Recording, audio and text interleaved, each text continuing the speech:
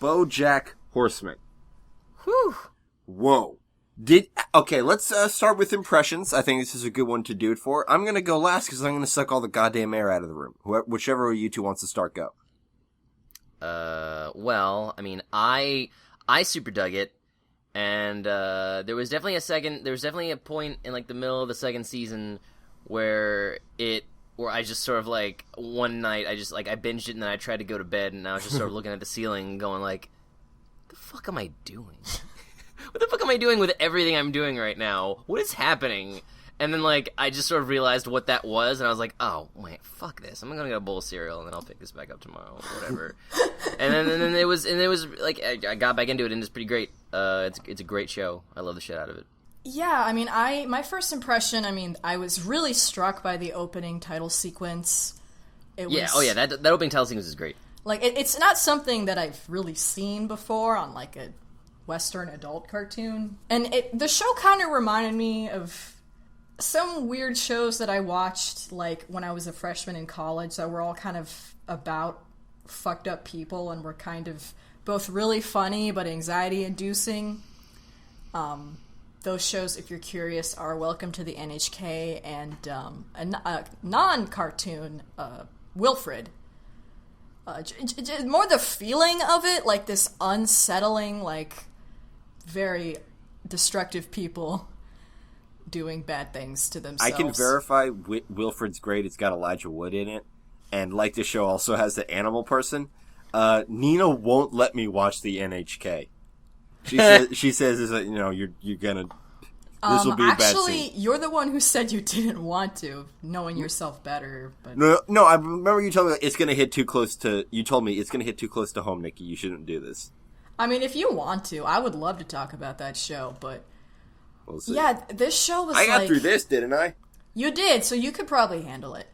If you got through this, you could get through anything. Man, like, at first it was going, I was like, okay, this is interesting, this is neat, this is all very neat and interesting, and then it just kept going, and I'm just sitting, and I'm watching it, and my insides hurt, and I can't sleep, and it came at a not great time for me, and hasn't really been helping things. Like, I kind of can't get it out of my head, but it is very well written. Yeah, I remember after you watched The Telescope, you came to me, it's like, I don't know if I can keep going. Yeah, like, after I watched The Telescope, I was like, okay, I'm just gonna close my laptop and go take a shower and just try to sleep and not sleep. No more sleeping for me. Again. But, like, and then you had to watch Camp Laszlo? I know, and then I finished... And you were like, nah. Yeah, Camp Laszlo's been hard for us to get into, because it's like, I can't get into Camp Laszlo. I'm like... It's so cute, but no. I adore this show. I've said on Twitter that this show is to adult depression as Inside Out was to juvenile depression. I think this actually nails it better than Inside Out. This is the... Oh, absolutely. And I've seen a lot of media that claims to understand what I'm going through, and this is the first one that I feel actually understands it. And there are a lot of reasons for that, which we'll get into. But, like, I think that, honestly, this show went down the easiest for me compared to you guys or a lot of other people I've talked to. I see so much of myself in BoJack and the way that he thinks and behaves and ruins everything. So, like, a lot of the more shocking things in here, I didn't find that shocking because it's like, yeah, that's what it is. You know, a lot of the darker philosophy of this show is stuff I already believed. And this show actually was very validating to me. Yeah, I mean, for me, it was like, I have that side of me. I've been trying to, like, not let it come out too much because I'm just responsible for so many things. And if I start thinking that way, I won't be able to do anything that I need to do. It was just kind of crippling because I was like, oh yeah, this is how I really feel, and I hate it, everything is. The main thing that struck me as I've spent every waking moment since I've watched the show and then watch the show again in its entirety. I've spent every waking moment thinking about this show, and the thing that really struck me is this is the first piece of media that claims to understand what I'm going through that doesn't also turn around and guarantee me it'll be better later. Yeah. Which is something that has always pissed me off, because it's people claiming to be psychic. You know, when somebody tells you, "Oh, it'll be okay. You'll get through this. It'll be better later." They're trying to convince you that they're psychic, and you should ask them for help making sporting bets because they claim to be psychic. And you're going to go bankrupt, but it'll be worth it to prove your point. Yeah, it never ever helps in any situation for anybody to tell you, "Oh, it'll be okay. This will all pass. You'll get over it. One day you won't be like this." Like it never, because it's like the Ruby Sapphire conundrum, where it's like, by only looking towards the future, you're not validating how I'm feeling right now. So let's get into what this show is if you haven't seen it yet. I'm sure we've definitely fucking sold it for you with that. This is a Netflix exclusive series created by a man named Raphael Bob Waksberg. I hope I'm pronouncing that right. I think so. About a washed-up sitcom actor from the 90s living in present-day LA, trying to get his life together, and also half of everybody is an animal person. This is a cast that consists in almost entirely of Hollywood screen actors, which is the kind of thing that as fans of animation we're usually very skeptical of, because it's like, oh, you know, why can't you get somebody whose job is the specific craft of voice acting? But here it makes sense, because this is a show that's very much about Hollywood and what show business and that lifestyle and everything does to people. Mm-hmm. So BoJack is played by Will Arnett. The cast also includes Amy Sedaris, Alison Brie, Paul F. Tompkins, Aaron Paul, Patton Oswalt, Kristen Shaw, Stanley Tucci, Olivia Wilde, Wendy Malick, J.K. Simmons, Aisha Tyler, Maria Bamford, Adam Conover, Keith Olbermann, Wyatt Cenac, Cedric Yarborough, Ken Jeong, Keegan-Michael Key, Brandon Jackson, Lisa Kudrow, Ben Schwartz, Alan Arkin, Philip Baker Hall, tons of people. Like, so many people. Fred Savage. And yet Stephen Patton Colbert. Oswalt voices like 2 people per episode.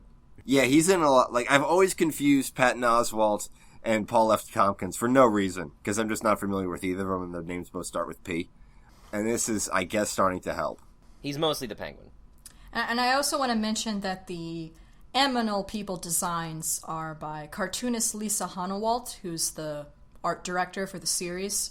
It's based on her own cartooning style, which is very unique. You mentioned the opening sequence and how striking that was. That and the episode where they do drugs gave me really strong Hotline Miami vibes, but a big part of that is that everybody's just a person with an animal for a head. Yeah, like that. The first time I saw the sequence, I was like, yeah, I mean, with the music and the unsettlingness of the whole thing and the disattachment from reality and the animal people heads, I did get a Hotline Miami thing from it. I also was really intrigued by the watercolor, like character textures. Like, that's a really interesting choice to make, and it really does give this show a visual style that kind of goes beyond what is typically critiqued about these adult animated shows and how they're not really that interesting to look at. Like, the animation quality itself, the motion, everything is basically just as good as it needs to be. Yeah. But the visual design is very striking at times. Yeah, I mean, you just have these people. They look like they're regular humans in every regard, except for their heads and then the color of their skin, which will be like animal colors. It's brown or pink or whatever. It's like a horse head with toes is very unsettling. Yeah. Anybody, either of you wonder if their junk's the same? Like how they're supposed to be if they're aminals? Yeah, because, I mean, BoJack kept saying that he needs to take really a lot of drugs because he has horse blood or whatever, and horses... He's got the constitution of a horse. I weigh over 1,200 pounds. Do you know how much beer it takes to get me drunk? I am drunk. Yeah. Well, it just goes to show you that size does not matter. Well, I mean, if it was... Several women on this show go extremely unpleased.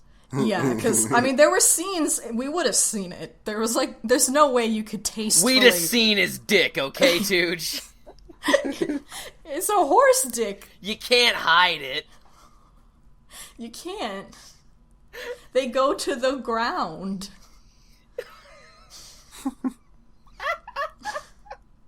You know, we've talked about this show's emotional weight and the drama elements of it, but it is also, you know, it's a comedy first and foremost, and it's legitimately extremely funny.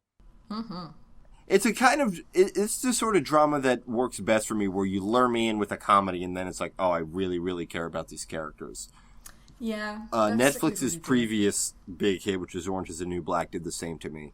That show is definitely more of a drama than a comedy. I don't know why it's classified the way it is. This is primarily a comedy that just makes you feel sad, like a good Pixar movie. It's a dark comedy. Mm-hmm. But then there's more lighthearted comedic stuff. Like, my favorite character has got to be Todd. I love Todd.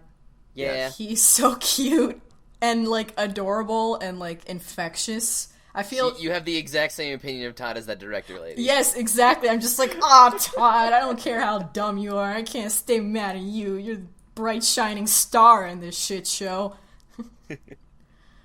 I love him. My favorite character is probably Vincent, Adultman, with follow-up being Goober. Yeah. But, for seriously, with Vincent Adultman, there's a thing that this show does quite often, mostly with Vincent and a couple of times with Todd, where there's like entire unseen narratives that we're only getting a small peek into.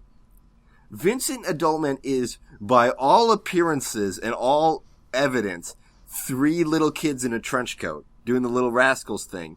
They went to a bar to get some alcohol, and then a grown woman took them on a date.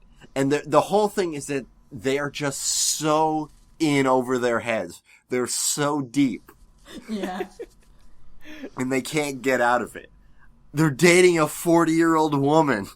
Yeah. Just like Trunks.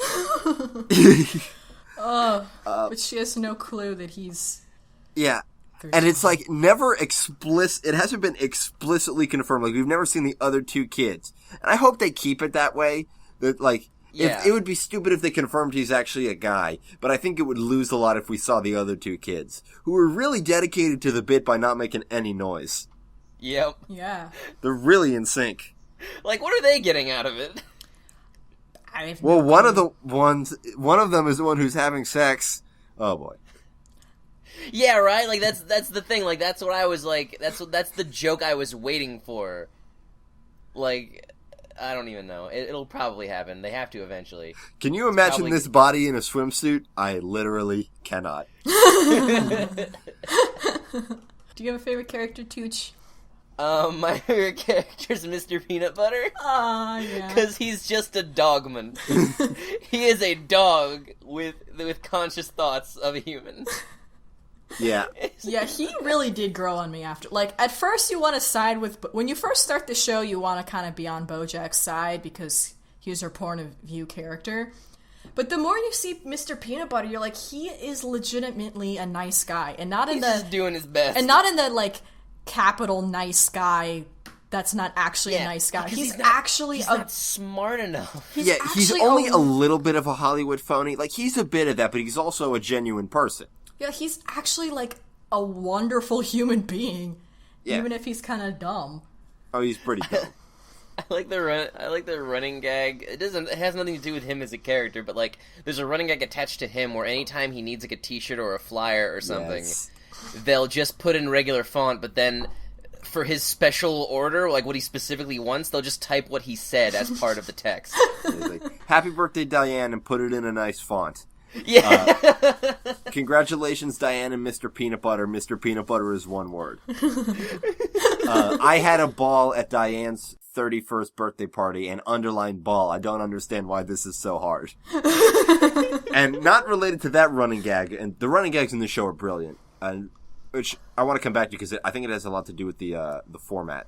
There was one other sign that's like, congratulations on your new baby, with new baby crossed out and replaced with legal victory.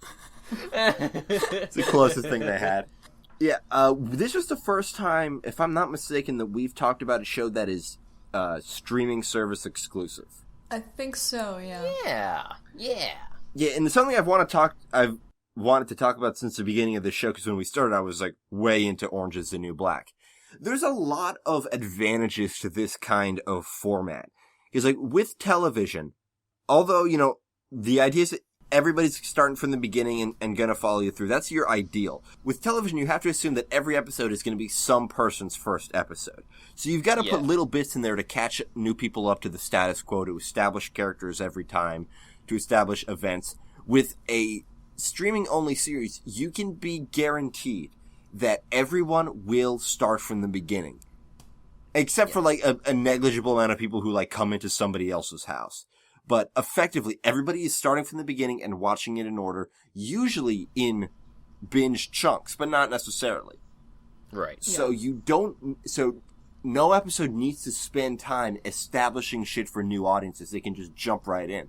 Occasionally there'll be little bits to remind you what was happening in case you took a break, but they don't have to spend every episode letting you know who each character is and what they care about. And I think it's very liberating as a writer. And let me tell you something about the TV's whole strategy of trying to keep you up to speed.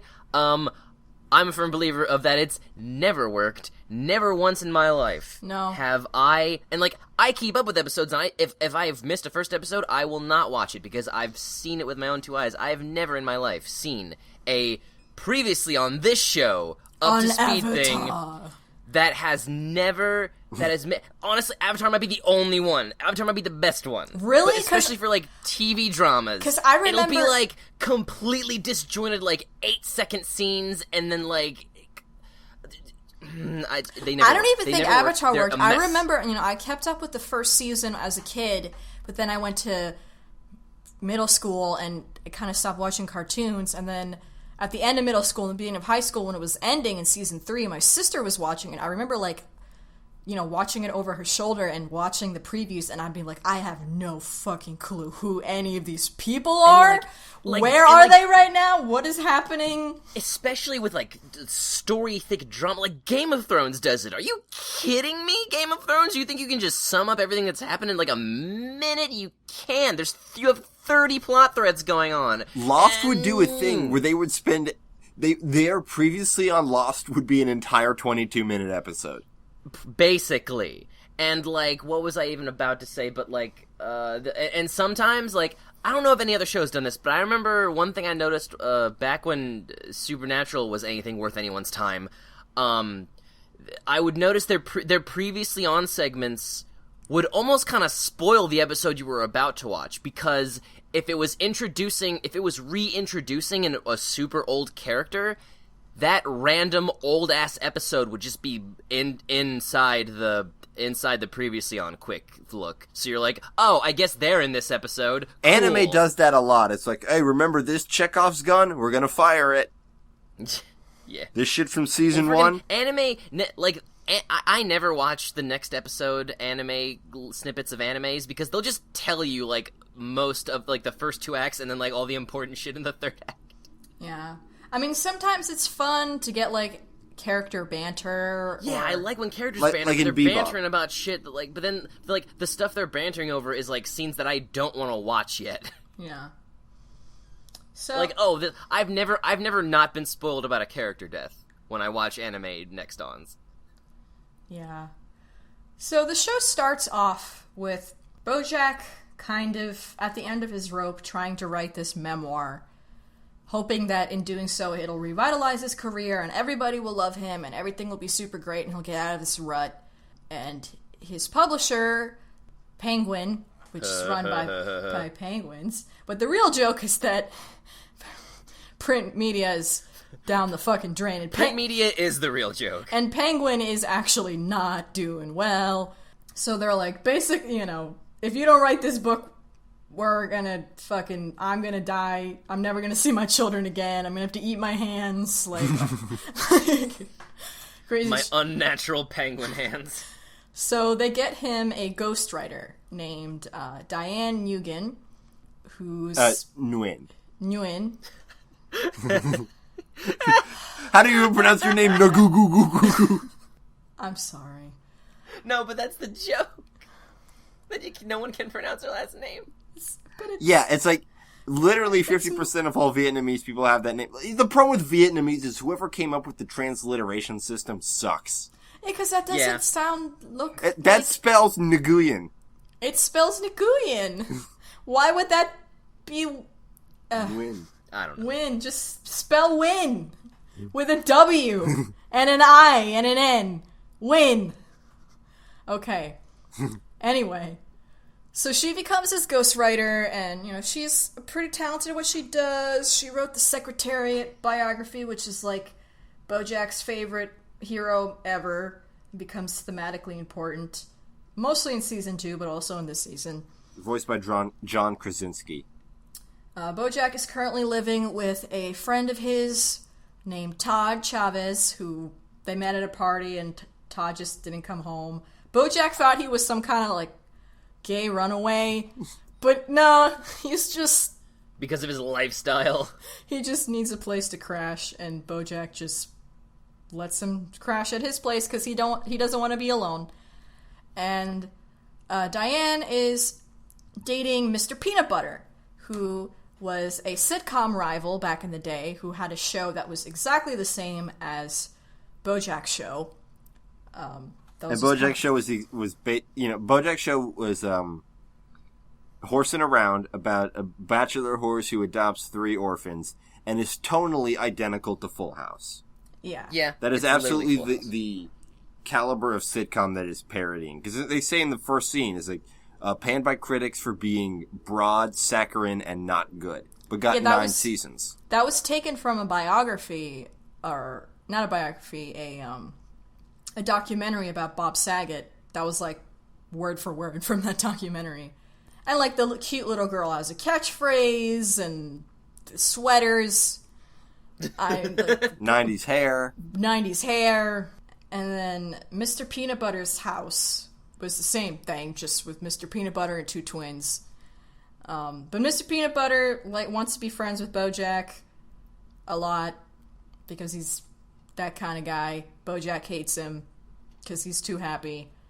And those are like our main. And then his agent, Princess Carolyn, who is a cat lady. When we open, they're dating, but they stop dating real quick. Though she does care about him a lot, and she's just desperately trying to make it as a Hollywood agent and deal with Hollywood agent shit and trying to get him a job because he's like the worst person to be an agent for. And those are our main players and the starting setup. I want to talk more about BoJack himself because he is such an interesting, deep character. He's completely broken. He is so full of depression and anxiety and self-loathing that he can barely function. And like a lot of his behavior seems really contradictory to that, but you know, if you've been in that kind of position, it makes a lot of sense. He completely hates himself, but is also a narcissist. He's desperate for the attention and approval of others, but is also actively pushing people away who get close to him. That's real shit. That's stuff that I've done a lot. And all of it really does stem from the same place of utter displeasure in who you are as a person. So many of his lines really resonate with me. Like the bit with him and Diane on the balcony is like, if you were to go do that play in New York, would that make you happy? Yeah, for a little bit. And what about if you, Kelsey was still directing the movie and it would be the movie you wanted to make? Would that make you happy? For a little bit. You know, that's what it is a lot of times. It's just seeking out fleeting moments of joy just to provide yourself with goals. Just something to occupy yourself. This is during his drug trip, but this is all I am and all I'll ever be. Going back to what I said about, this show not telling you that it's going to be okay. And in fact, contrary to a lot of commonly accepted doctrine about mental illness, the idea that you'll never get over this because this is fundamentally who you are. I'm obviously no goddamn doctor, but I feel like depression and anxiety are more than anything words that we use to describe thought processes. And what are we if not our thoughts? And this show seems to at least embrace that same mindset that, this isn't so much a disease to be cured as just an unpleasant personality that you're stuck with having. Like, one of the lines that really stuck out to me was when BoJack, during the Penguin Press Ghostwriters Conference, whatever, where BoJack, interrupted it to ask Diane a question and, basically needed her to tell him that she liked him and thought that he was a good person. And she basically was like, I don't believe in deep down. You are what you do. There is no deep down, I'm a good person. It's, if you're a good person, you act like a good person. Yeah. It's something I've been thinking about a lot lately. Yeah. And it's sort of like, we have these narratives where it's like, but deep down, they're this soul that just needs to be, and it's like, it doesn't really matter. This is dark and perhaps very shitty of me, but I feel like a lot of those narratives originate from people who just aren't willing to even consider the possibility that maybe they suck. Yeah. Yeah. That's something a lot of people are not comfortable with. Yeah. No. There's so many people who just will jump to every single conclusion except where they are at fault. Yeah. And at some point it's like, how do they not, do they seriously just think, everybody they come across with something is wrong with them and then they are flawless? Is it not, when will it stack up? When will they finally be like, hey, this no longer makes sense? Never. Because it didn't make sense in the first place. No. I think we're culturally wired to see ourselves as the protagonist. Yeah, definitely. And when we're told that we're not, it's painful to realize that. This show definitely addresses that. I mean, the more we see of BoJack, we realize that he does, in fact, truly suck. And he's a very interesting character. He's very funny. I like watching him. But by the end of season 2, I think he's kind of irredeemable. Yeah. I actually think it's going to be difficult to write season 3 where we have to care about this character at all who's, such garbage. At the end, it was the penultimate episode of season 2, Escape from L.A., which, Jesus Christ. Yeah. After what he does in that episode, it's like, I can't root for this guy. He's so, fundamentally selfish. And like we were talking about with Rick and Morty last week with episode 3 of season 2, he's got a personality that his misery spreads to other people. He demonstrably lowers the quality of life of the people who he's around.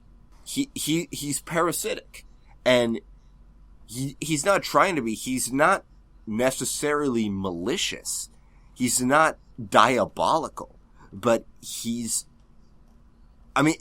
absolutely true that he is, a bit of him is trying to bring people down with him. I'm guilty of the same thing. You don't want to suffer alone, so you'll make other people suffer, so you'll have some solidarity in that. And then at other times you'll feel super guilty for it, and you'll push people away and try to seclude yourself. And those two desires will be at constant conflict. There's so much of that in BoJack. Because he just wants to be loved. He wants unconditional love from everyone that he meets. He can't love himself. He'll never be able to love himself. He said so himself, I don't know how people do it. I don't know how people wake up and say, yes, another day. I'll never know what that's like. And Nikki will never know what that's like. It's inconceivable to me. You grow to be spiteful of other people for being able to do that effortlessly. That's the central core of why he hates Mr. Peanut Butter. It's not because he's annoying or a show is more popular, he has more of a career than him. It's because he is just capable of being happy. Yeah. And we talk a lot about BoJack's depression and mental problems, but obviously he brings out the worst in everybody, but everybody else they needed to have a seed in there to begin with. Yeah, everybody has their own. Even Mr. Peanut Butter. In his own way. He's... that speech he gave to Di, I don't remember which episode it was, But that speech he gave to Diane at the very end of whatever episode it was, where he was just like, we're just trying to distract ourselves from the banal existence of our lives. Like, everything is dumb and it doesn't mean anything, but let's just try to enjoy it. Yeah. It was like, oh, geez. Okay, Mr. Peanut Butter. I think that may have been the birthday episode. They did that next at the side of the pool filled with Jell-O to get kind of an idea of the comedy to drama whiplash this show gives you. But, you know, Diane has a lot of her own insecurities about, like, what she's doing. And, yeah. You know. Or even, like she went on, like, a little, rant, not really a rant, because it was very coherent, but, like, that, litany about third-wave feminism and the pop star Sarah Lynn and, like, you know... That was exactly... that she became me in that moment. She embodied me. Yeah, it was so good because, you know, she's talking about these really difficult feminist theories and, like, how difficult it is to really reconcile anything. And BoJack, like, recognizes that she's right and is desperately trying to hang, but just can't. And then even poor Princess Carolyn, she tries so hard. Yeah, she tries so hard, but yeah, just, you know, the deck is stacked against her like it is for just so many people. And it's because she cares too much. Yeah. If she didn't care about BoJack, she wouldn't have to worry. And she knows it's not in her best interest to care about him, because she knows him. Yeah. She can't help it. Because he's sympathetic somehow, even though he's awful. But I guess because you see it through his perspective and everything is presented from his point of view and, like, how things transpired, it makes sense. So you can understand it without maybe condoning it. Oh, Yeah. absolutely. And that's like all character storytelling. Because it's like, you know, because you mentioned before, it's like everybody thinks they're their own protagonist. Like, we kind of all are. Yeah. But it's like we treat, but it's like, and like that's one thing, but also the issue comes from when we treat everybody else like they aren't. We treat everyone else like they're more poorly written than we are. But it's like, no, like, they have all their own motivations and reasons for what they do. They're not just being a dick because this is the part of the story where you get hassled by a dick. Yeah, I mean, like, Diane has her own family troubles. I mean, pretty bad family troubles. And Yeah. I mean, BoJack's family it's like, it's kind of like the Archer level of child abuse, where Oh my God, it's yeah. both really funny because it's just so much, but it's awful. And it's funny it's because real. You laugh because what the hell else are you supposed to do? Like, really, what are you supposed to do? Because it's just like, because you know for a fact that, like, this is so many people's childhoods. Yeah. Especially from, like, that age. Yeah, BoJack's mom is played by Wendy Malick, and I just feel like she went into this like, I'm gonna out Jessica Walter. Yeah. Because, like, it's comical how over the top his parents hate him, to the point where it's almost unbelievable, but then, like, at the same time, it's toting the line where it's like, no, it is still very believable, so you don't know what to do with your face. And that fucking phone call where his mom calls him, like, in the present day, and it's like, shit. Like, I don't even remember what went on. I just remember, like, my butthole was clenched for the whole fucking I know, I thing. was like, what is she saying? Is she apologizing? Is she not? Yeah, one of the things she says to him is that, you know, you're BoJack Horseman. You were born broken. And the thing is that that's what it takes to give him the kick in the pants to finally be a good actor for one scene. Oh my, I loved him getting that line wrong. Okay. What are you doing here? You mind if I mix it up? What are you doing When here? did you get here? Okay, I'm sad. I'm sad. What was the line?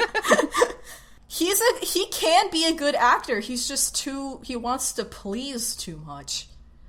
Yeah. And like another thing with that episode, you know, he's listening to the George Takei inspirational audiobook, and like he's trying to make an effort to be a more positive person, and it's not working for him, you know, for a couple of reasons. One, because that stuff is bullshit, but also it's just fundamentally not him. It's dishonest.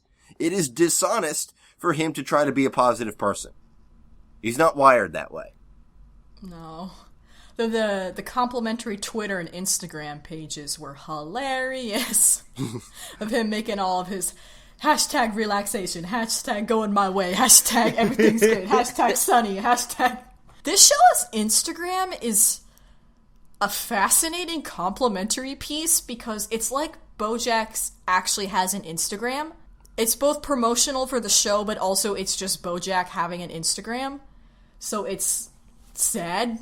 Oh my god. Yeah. And he also has a website, which is hilarious because it's modeled after what he thinks is the hippest for websites. So it's a GeoCities website. But it's amazing because there's so much depth to it. Like there's photos, which are essentially like illustrations that were never appeared in the show of certain moments in BoJack's life. Like there's this whole BoJack persona on the internet that you can discover if you want. That is very well put together, and it's appalling how much content there is actually of this fake person's I like that life. his Instagram profile has a typo, like thoughts and emotions. Then it's just the B button over and over and over. Yeah, it's him falling on the keyboard like in that second episode.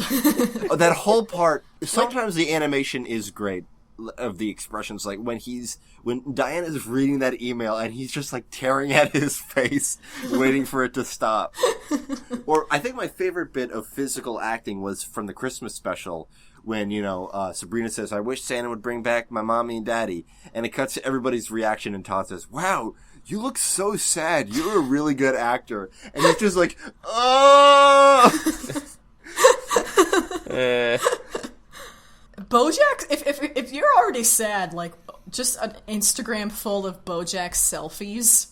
Oh my god. Oh, friggin' but one of the Instagram posts reminded me of another running gag that I'm amazed that one of you two hadn't brought up yet. It's BoJack and like I guess the BoJack World equivalent of Snoop Dogg together, and the straight out of Hollywood.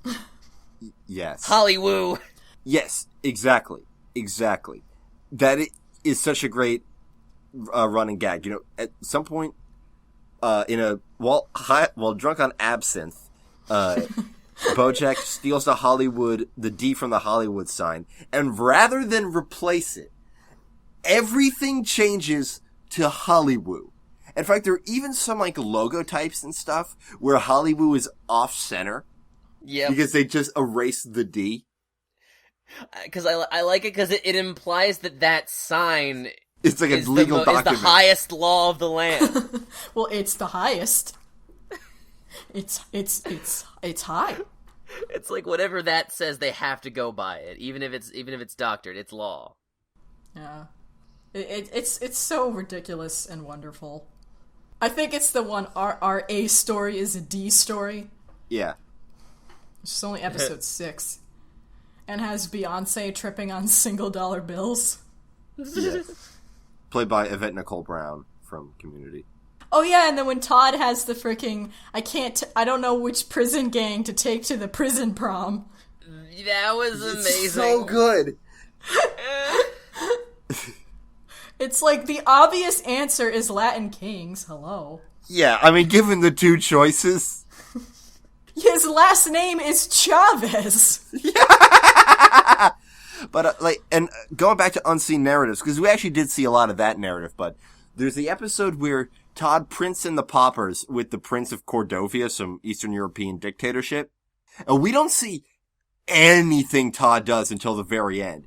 And when he jumps out of that window at the end, he's just in an undershirt and everything. He still has his Latin Kings and skinheads tattoos. And like the whole point of that was like, there's some serious things happening on the news in like this country, and it's like, no, my personal crisis is what? Oh, that was the Bill Cosby episode. Yeah. Yep. Oh my Great god. seg. Let's talk about that. This fucking show did an episode about the Bill Cosby thing. And here's the thing: you look at the length it takes to produce a cartoon, even for a format like this, where. I honestly don't know. I honestly don't know how long they end up sitting on these episodes before they release them. But here's the thing: this came out in early August. This came out on my birthday. No, it didn't. Yes. No, I mean season 2. Oh, season 2? No, it came out in July. Yeah, late July. Season 1 came out on my birthday. Happy birthday, Nina. Season 2 came out in late July, which means that they would have had to start producing that episode at least 9 months earlier, and the Bill Cosby thing is still a fucking thing. Yeah. Fuck that guy. But that whole episode was done so perfectly. There were so many things. There was the subplot with Todd. There was Diane and BoJack. There was Diane and Mr. Peanut Butter. Yeah, that stuff got really heavy. The idea that he's like that, Peanut Butter's like, why do you have to do this? Why does it have to be you? And which I think is a mentality that keeps down a lot of activism. It's like, this needs to be done and somebody's got to fucking do it. And if that's me, that's me. This is a person, it's so rare that you'll find somebody who's actually brave enough to put everything on the line for that. And she's still being, put down by her husband of all people. Well, but at the same time, you understand him because, like, he's been reading all these death threats all day long. And I've read those kind of internet death threats before. They're scary if you've never been exposed to stuff like that before. And, his whole thing was like, you have nothing to do with it. You don't know any of these women. You're not one of the women. You're just some random person. And then the politics with, like, the guy was working on Mr. Peanut Butter's show and it needs to be successful and, like, all this stuff. And, like, Diane wants to find a calling of some kind. She wants to do something important, but she just doesn't have what it takes to actually go there because of what you have to lose with your personal relationships. Yeah, and that's why she goes into that stupor in season 2. Yeah, it's really tough and really morally ambiguous the whole way through. And it doesn't even really resolve. No, it doesn't resolve. And it doesn't. And no point does it really say that any of these people are right. And at the end, it's very much like everybody, except for Mr. Hippopotabottom, or whatever is Mr. Hippopoulos?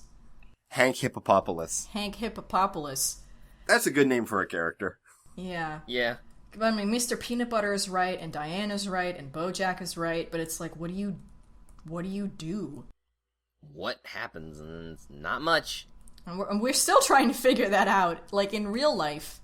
Oh, Nina, what do you have to say about the chicken episode? Oh, I was so mad I didn't see it before because it would have been wonderful to show in my animal ethics class. Oh, yeah. Oh my god, it would have been so much fun. Well, that was season 2, so I don't think you would have been able to do that. Yeah, probably not. It came out exactly 1 month from today. Oh, yeah, geez, okay.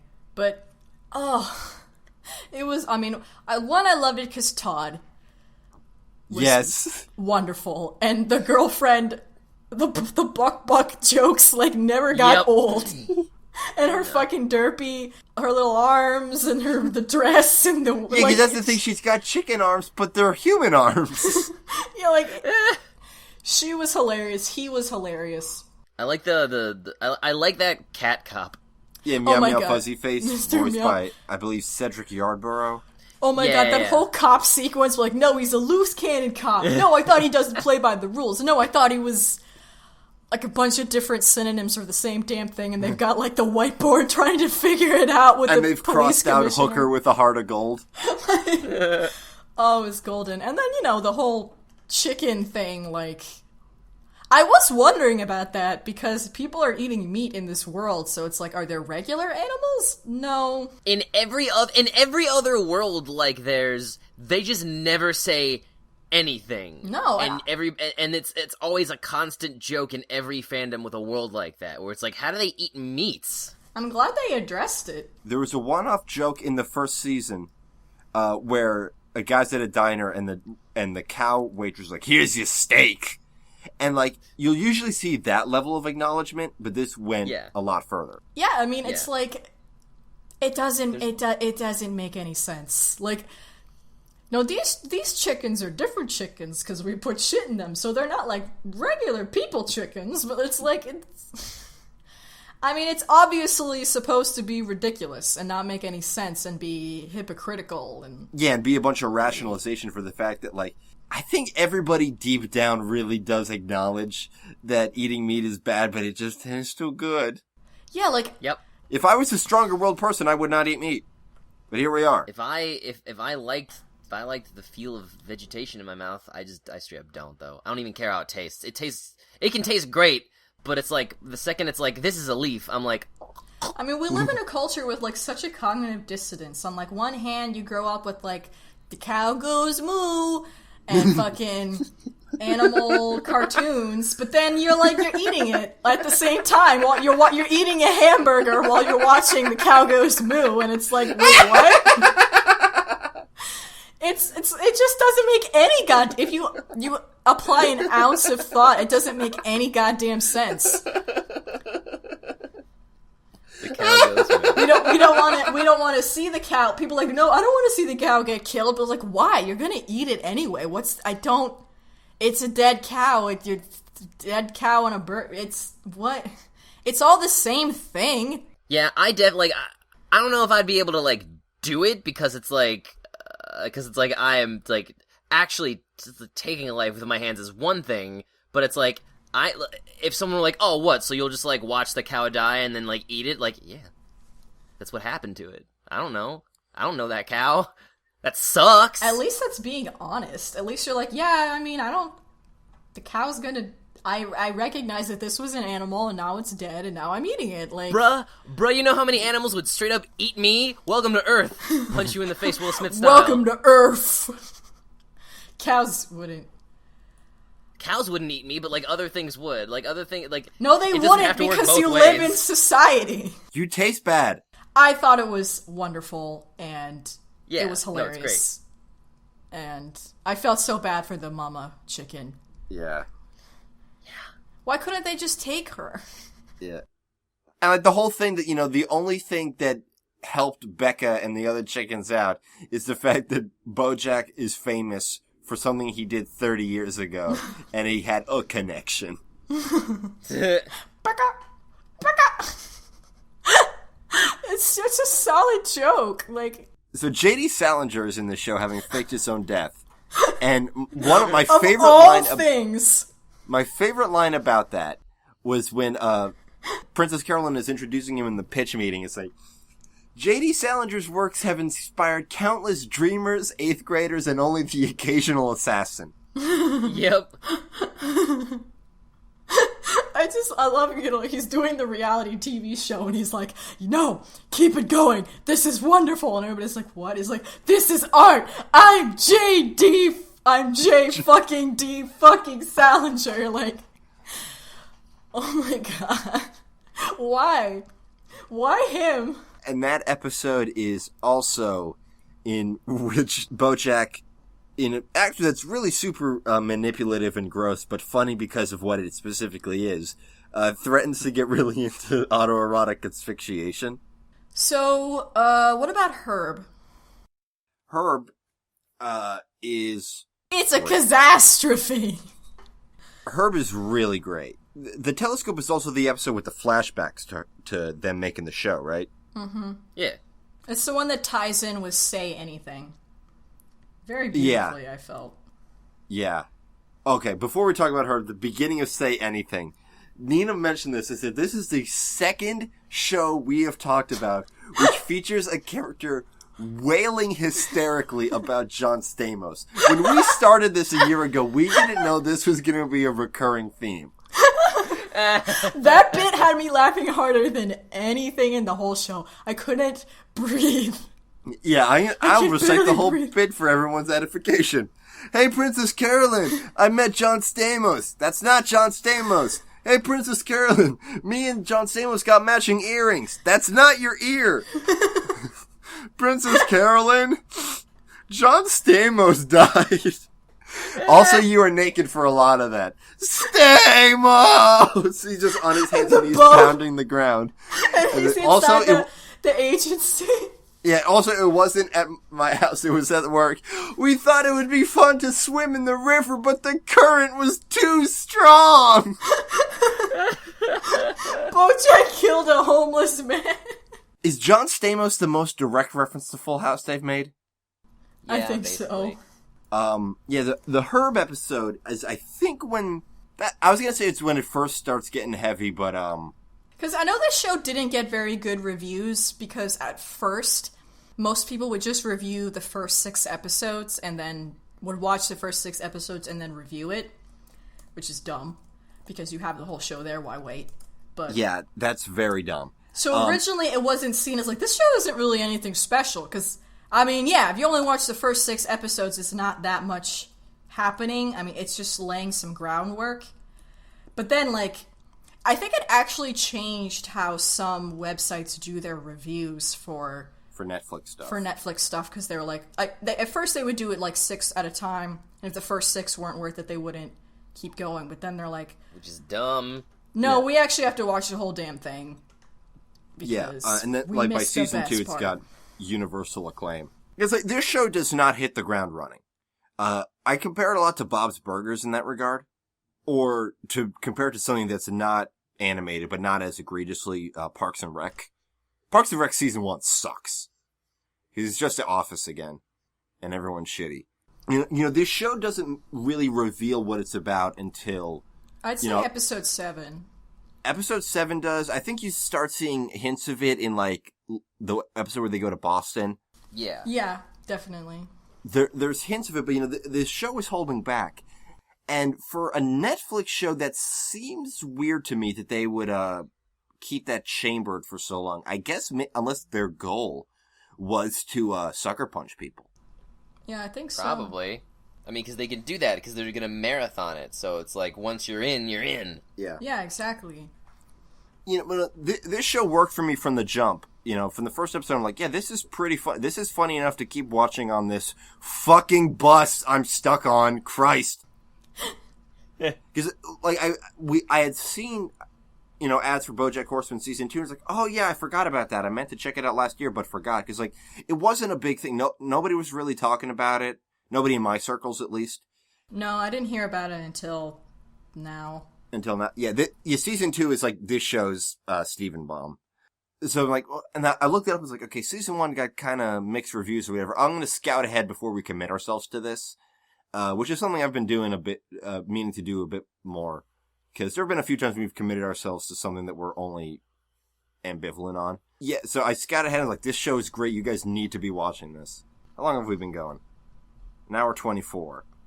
That's long, but like, there's so much to say about this show. Yeah, we haven't talked about fucking Sarah Lynn that much, or Herb, or the Andrew Garfield jokes. It's like, I bet those aren't original jokes, but they lean into it so hard. It's great.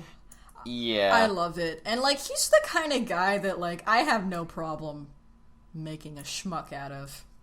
I don't know, there's just something about his face that's like, I don't care. You could go fall in a bottomless Halloween store for all I care.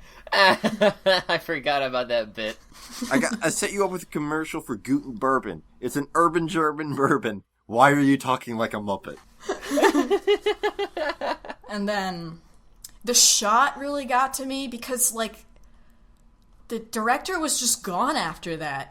She's just gone. Yeah. Like, no more. We didn't hear a word from her. That was messed up. I feel like that had to have been deliberate. Just the idea that, you know, this decision they made fucks everything up. Like, they destroyed this woman's career. Yeah. You know, we were talking about in the Chickens episode how much she needed that movie. She did. A lot. And I think that was easily the most challenging, that I've heard, most challenging role I've heard Maria Bamford play. Oh, absolutely. Because, you know, I'm used to her doing voices. She did another voice. She played Debbie, the woman who got her face burnt, and I'm used to hearing her do voices like that. Yeah. Yeah. But, like, the opening sequence will, you know, people will appear and disappear from it, just like how it is in, you know, BoJack's life. Like, with the Wanda was in it in the beginning, and then she was gone, and then the director, and then replaced. It's like, it's very empty feeling. Because there's no resolution. There's no closure. That doesn't exist. That's what BoJack said. Closure isn't real. So there is no closure in this show. Characters just disappear. Yeah, it's very much meta-commentary, because, you know, they start with addressing in the first scene, like, you know, sometimes people just want to get home after a long day of being kicked in the urethra, and they want to watch something where everybody's problems get solved in 22 minutes. And in this show, the only problems that do get solved in 22 minutes are the small, fun B-plots. the bigger issues, like everything is usually worse at the end of the episode. Yeah, everything gets worse. Because, like, BoJack gets his dream movie. It turns out to be the worst. Like, Diane publishes the book, and BoJack gets famous for a little bit, but that doesn't really change anything. Nope. Another great running... This wasn't really a running gag because it was just in one episode, but it ran throughout the whole episode. Every scene he was in the last episode of season 1, he was holding the Golden Globe. He brought it with him everywhere. I remember that. It was also his ottoman that Sarah Lynn burnt. And remained burnt for the rest of the season. Oh, man. Oh, and the thing with Disneyland! Crying! Todd. Oh, yeah. Well, you said Disneyland isn't real, so I decided that the world needed a Disneyland, so I made one! That's why Todd is the best! I also like character actress Margot Martindale. Oh my god, she's wonderful. She goes and lives in Orange is the New Black for a little bit. Yeah. Yup. That would be cool if they would put her in. Because they can do that. They own all the shit. Yep. They could just put her in the next... Just have her in the background. My favorite line from the Disneyland episode is when he finds out the guy is a KGB operative, and he just says out loud to himself, "Slap my salami, the guy's a commie." And that Will Arnett voice. He's so well cast here. Oh my god. Yeah, Will Arnett's great. I was like, I do wonder, like, just because, like, this show is about, like, being a celebrity in this, in this crazy messed up industry, like, how many actors on this show are like, this is too fucking real? I wonder, because, like, the whole shit with getting these movies made and watching these movies get fucked up and, like... Because usually, like, when stuff gets real, it's in a comedic sense, like how, every band has a Spinal Tap moment and stuff, but this is, like, one of the first ones where it's, like, it's drama in a real way. Usually, on shows that try and be quote-unquote realistic, the drama never is. Yeah, but then this is way too fucking real. Yeah, I was gonna bring up, Spinal Tap, because, like, there are a lot of bands who saw that as, like, this isn't fucking funny. All of this shit literally happened to all of us. And it's the worst. Because you can't just cut to the next scene and it's okay. Yeah. I bet a lot of this stuff happened. The idea of, a movie... I mean, it happened twice with 2 movies. Most upsettingly with Secretariat, how that turned into a saccharine piece of shit. But also, like, the Quentin Tarantino movie, how it becomes so conceptual that at the end it's a nature box. Yeah, it's a subscription box service. And then whatever that movie that Carolyn was working on, like the Ava Braun movie. Like, yeah. And sometimes you wonder, like, how did this shit get made? And you see this and you're like, oh my god. Yep. Yeah, and like this is the shit that did get finished. Yeah, and, like, that's why I always, like, right when I first started really realizing that the internet was just, should be mainly used for quick information gathering, because I would use it to, like, figure out what movies are getting made. And it's, like, I learned at a really young age that, like, there's hundreds of movies all the time that people are, like, moving and shaking and trying to get made. Never even will see a finished script. And half the time it's just like, oh, this actress likes this book, let's do a thing. Yeah, like, that's but not only pitch. that, but then the second somebody comes out and publishes something in a news article about a thing someone might be working on, they're gonna make a movie. This is the movie. No, they don't even have a producer. What are you talking about? No. And even if it is gonna get made, it's not gonna be for like 5 years. Everybody needs to shut up. I hate movie news. It's the worst. All of it is subject to change at any point in time.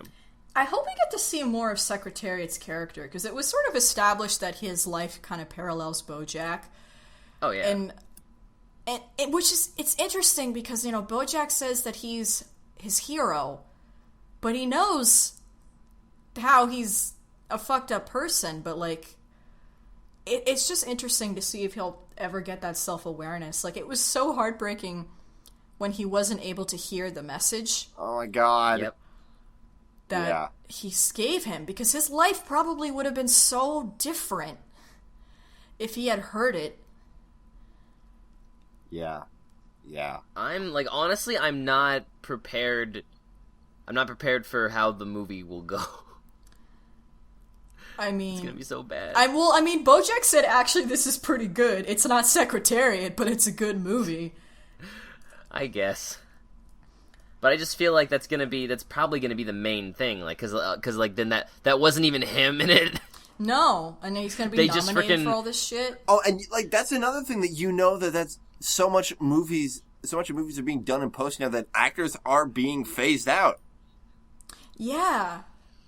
There's so many stunt doubles and all this shit. Well, I mean, you gotta. I bet stunt doubles are being phased out by computers. Probably. Honestly, that's a good point. That's probably happening. That's Hollywood. Can we for the entire rest of this podcast's history exclusively refer to Hollywood as Hollywood? Hollywood, where the streets are paved with gold. Did Nicky already make that decision for himself? I didn't, but now I'm just worried. Like, will I be able to commit? Will I fuck People up? will think you're the dumbest. If anyone will commit, if anyone can commit to this, it's you. I have more faith in you than either of us. That was so encouraging. I'm having an anxiety attack. Okay, I'm dying of heat stroke. Like, I'm literally dying of heat stroke. I'm. All right, let's wrap this up. Yeah, we're gonna wrap this up. Like, this show is literally fucking important. I can't make you all watch this show, but if I could make everyone in the world watch this show, I would. That would be my totalitarian state. It'd be 1984, but everybody has to watch it once, and then they can just do whatever.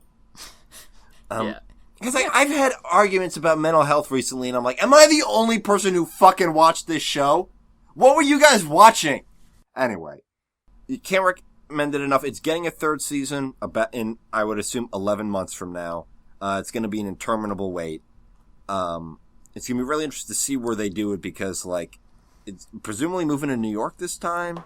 Yeah, because there was that person, Jill Pill. Oh yeah, Jill Pill. That apparently we're gonna learn about her. And the fact that is she gonna be a pill bug? Maybe. I don't know. And the fact that BoJack had another TV show that was presumably short-lived and forgotten. Yeah. Oh yeah. But I just want to say, I haven't seen Ben Schwartz in that many cartoons, but this is the best cast he was in a cartoon. What did he play? Rutabaga. Oh my god, he was, yeah. He's the lead in Randy Cunningham 9th Grade Ninja, which I like. Oh yeah, I haven't seen 9th Grade Ninja, but I was thinking of Bob's Burgers, where he, like, for whatever reason, played the most normal and reasonable person in that entire show. Which seems like poor casting. I mean, he was great in it. It just seems like a weird use of him.